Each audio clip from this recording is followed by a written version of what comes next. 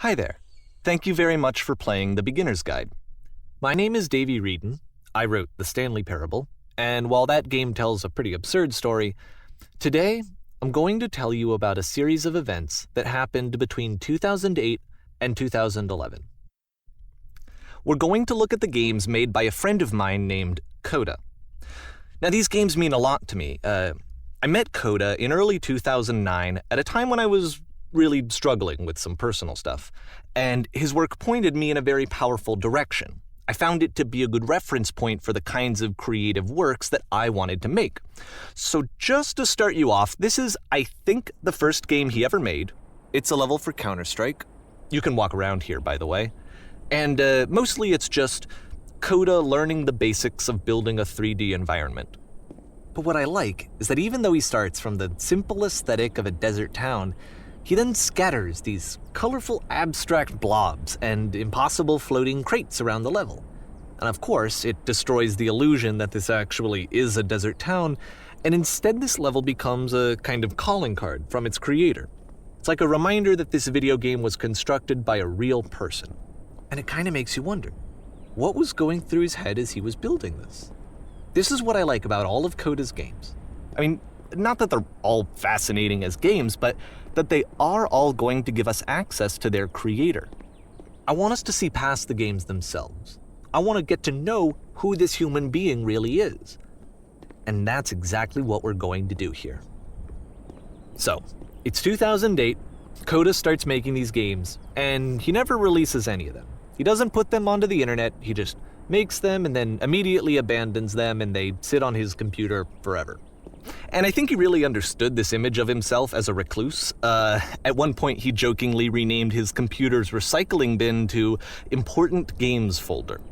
So, this was just how he worked. He tended to crank them out one after the other without even really pausing to try to understand what he had just made, until suddenly one day, he just stopped. In 2011, that was it. He made his last game, and then he hasn't made another one since. And that's why I've taken this opportunity to gather all of his work together, is because I find his games powerful and interesting, and I'd like this collection to reach him, to maybe encourage him to start creating again. And if the people like you who play this also happen to find his work interesting, then I'm sure it'll just send that much stronger of a message of encouragement to Coda. So thanks for joining me on this. If you have a particular interpretation that I haven't mentioned here, or if you just need to get in touch, you can email me at daveywreden@gmail.com. Okay, that's about it for introduction. Let's take a look at Coda's first proper game. As each game is loading, I'll show you the date that it was completed. This first one was made in November 2008.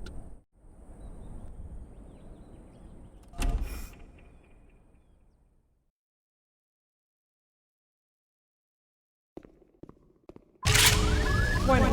Whisper machine active. Shift to structure imminent. This game is called Escape from Whisper, and it's one of the more generic games you'll see from Coda.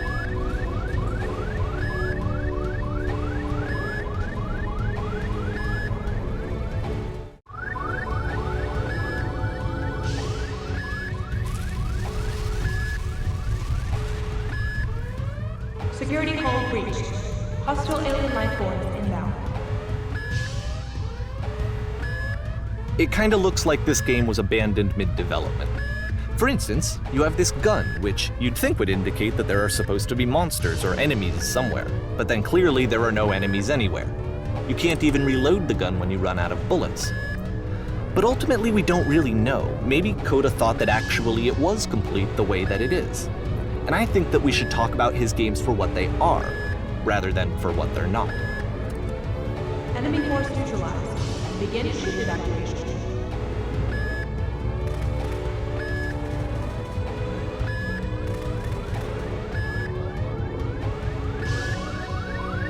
I love how you can see the bottom of the universe from this room.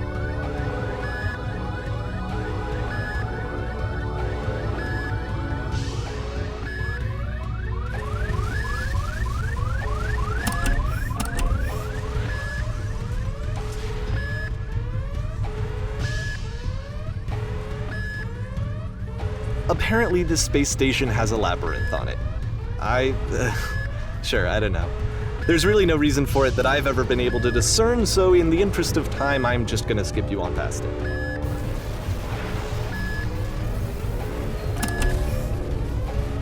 Okay, this is the part that's interesting. The game has this narrative about the whisper machine and how it has to be turned off, and then you get to the engine room.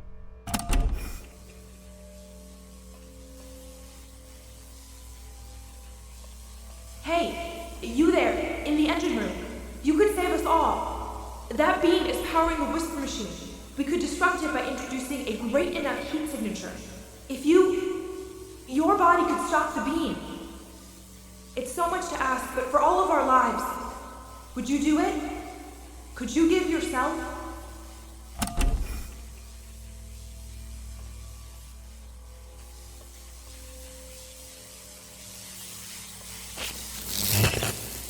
Let me pause here for a second.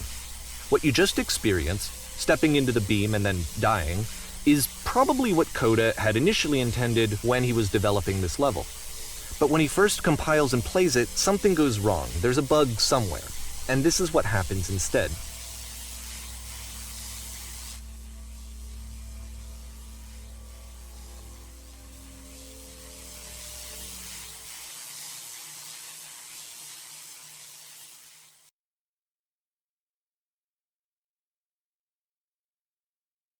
The beam causes you to start floating. And this is an important moment for him. Because yes, this is technically a glitch, but Coda identifies something human about it, like how small it makes you feel in the face of this larger chaotic system. Or this floating could be the afterlife, a peaceful place, juxtaposed against all of the hysteria that you've just had to traverse. I don't even know. I have no idea what he was thinking, but what's clear is that after making this, something lodges itself in his brain. He wants to do more of these really weird and experimental designs. So he stops work on this and moves on to a stream of tiny little games that go in all sorts of directions. Let's go ahead and take a look at the first game he made after leaving this one behind.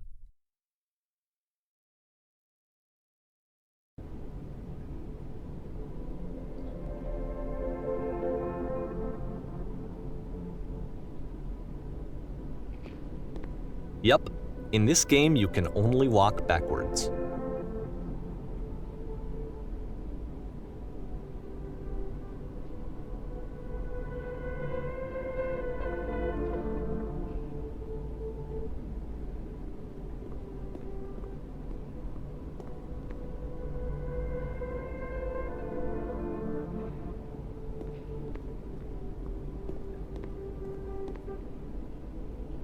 So it's a short and relatively minimalist experiment combining motion and narrative. It is less advanced than the previous game, but actually it seems to be more focused, more complete.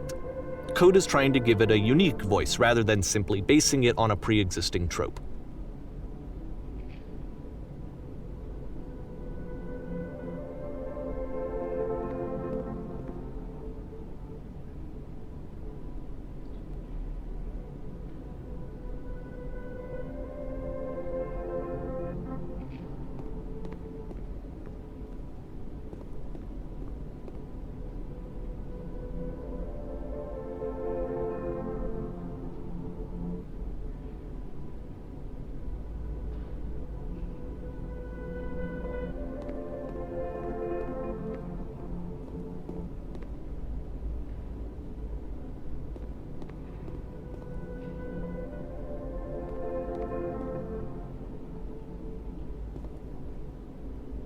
It's a short little thought, it says what it wants to say, and then it ends. Didn't need anything more than that. Which to me is why it works, because it gets out quick. Okay, next one.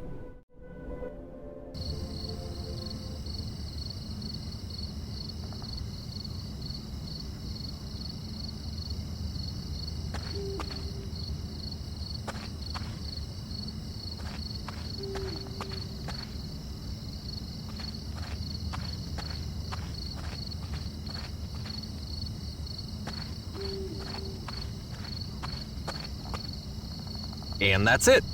Okay, the meaning of this game won't be clear just yet. Please be patient with me for a few more games and I promise you'll see what makes it interesting.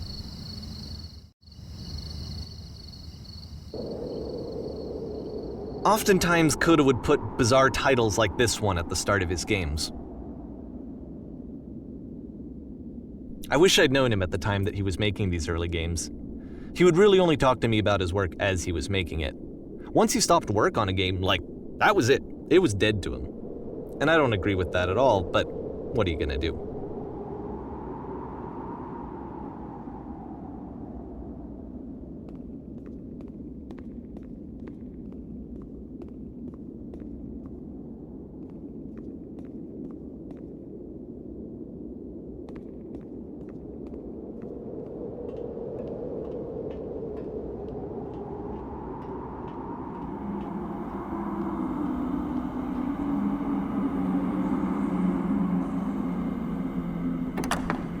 Once you've been slowed to an absolute crawl, the door at the top of the stairs opens.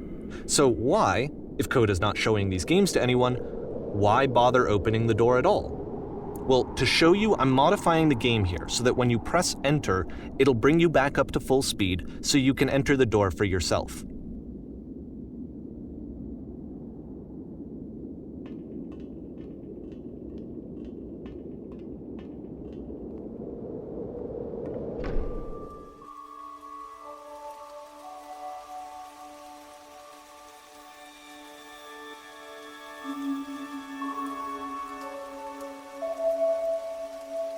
A room that's warm and nice and filled with little ideas for games.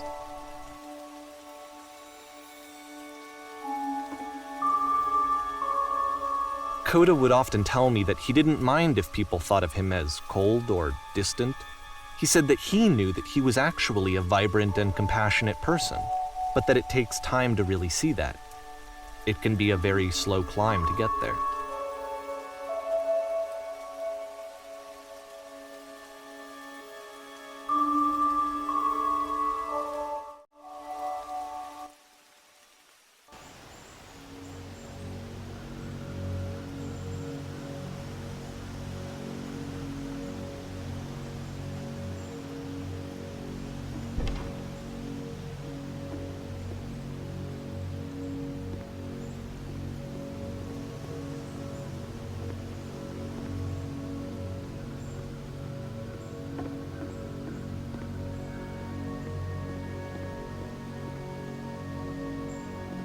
Well, this is new for Coda. It's an actual puzzle. Go ahead and see if you can solve it.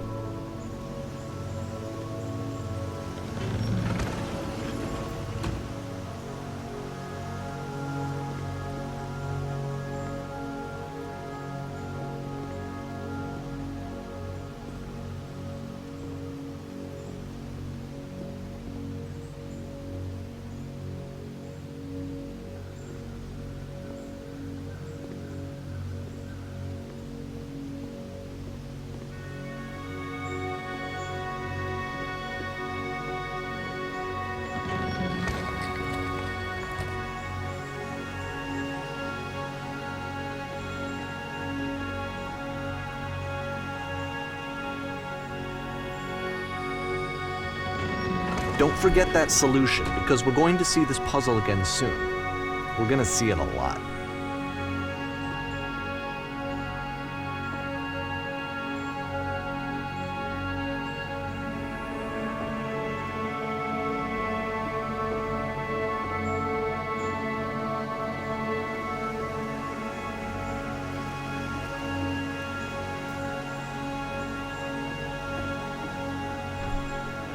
So that seems to be it, right?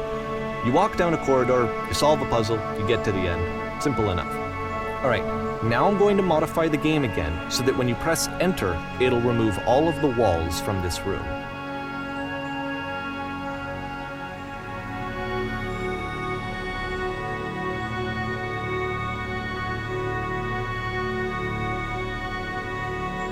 How about that? There was more to it than we had any way of knowing. I actually find it funny that this game comes after the Stairs game, since they essentially convey the opposite idea. So, in the Stairs game, a dull exterior concealed a rich interior, and then, in this level, a dull interior hides this fantastic outer world. Either way, I think that the point is the same. is that most of the time you don't get to know what you're missing, or even that you're missing anything. That's not your role as a player. So if your role here is not to understand, then what is it?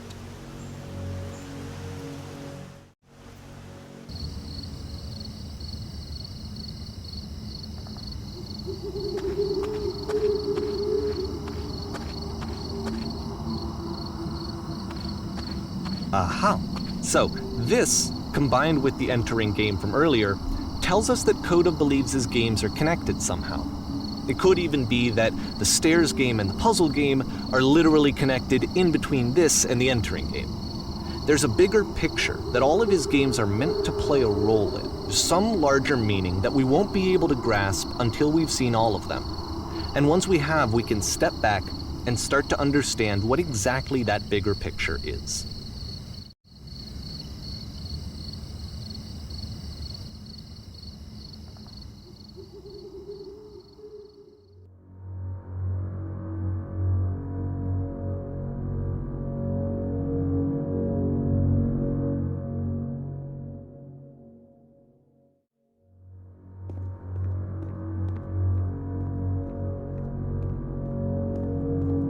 Let's talk about video game development for a second.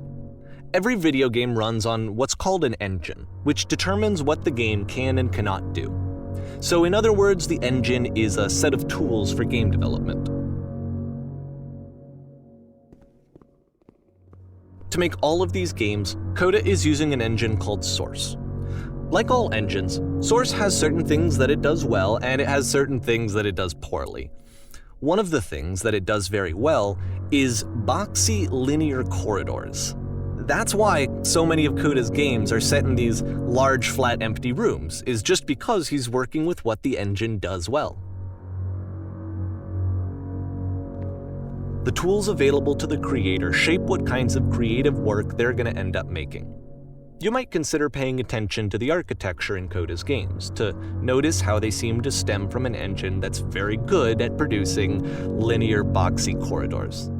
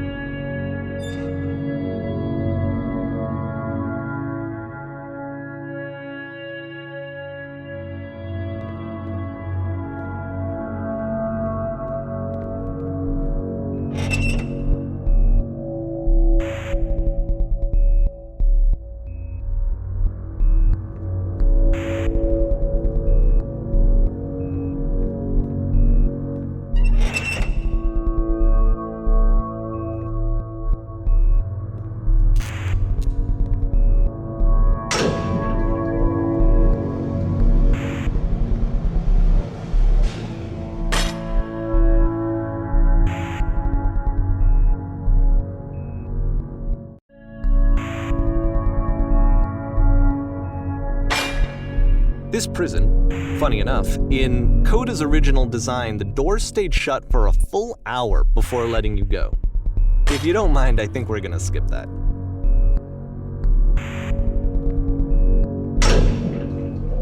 This is something that he and I used to argue about a lot. You know, whether a game ought to actually be playable, whether it means anything if no one can get through it.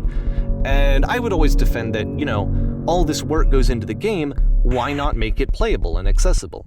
And so we just got into heated arguments over it, and there was one time that after one of these conversations, he went home, and a day or two later, he sent me a zip file entitled Playable Games that was full of hundreds of individual games, each of which was just an empty box that you walked around in and nothing else.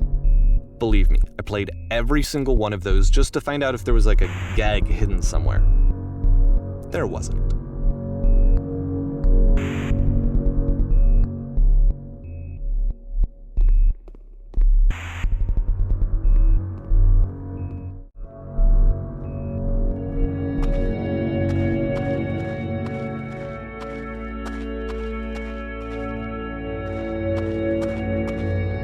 It's the puzzle again, with the exact same solution as the last time.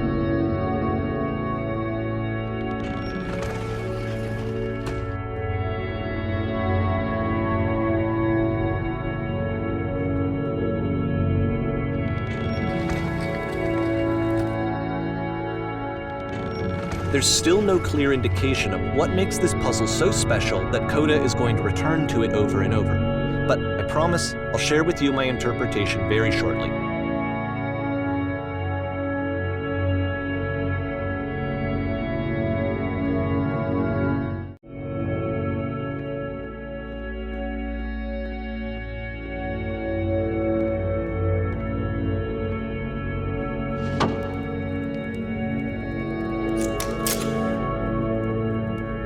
Here, Coda begins using a kind of dialogue system that he fashioned out of the engine's chat capabilities. Use the 1, 2, 3 buttons on your keyboard to respond.